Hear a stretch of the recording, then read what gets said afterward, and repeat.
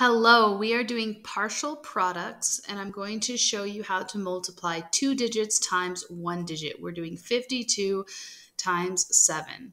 Partial products just means that if you have a big number like 52, you're going to split it into parts before you multiply.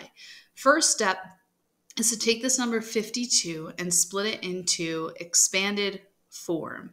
That means you're going to write what the 5 stands for and the 2, and we'll use our green box and our blue box.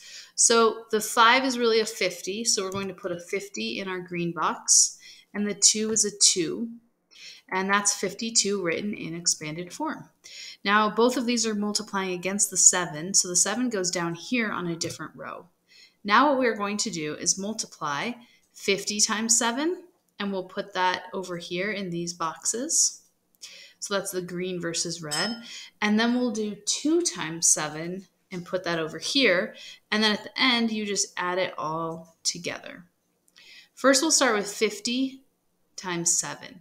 To do this, you're going to pretend like the 0 isn't there, and you're just going to do 5 times 7.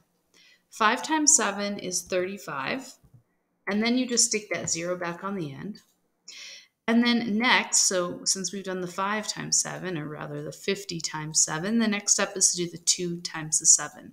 So for 2 times 7, we get 14, and we'll put that in these boxes. The last step now is just to add them all together, starting on the right. 0 plus 4 is 4, 5 plus 1 is 6, and 3 plus nothing is 3. So we get 364.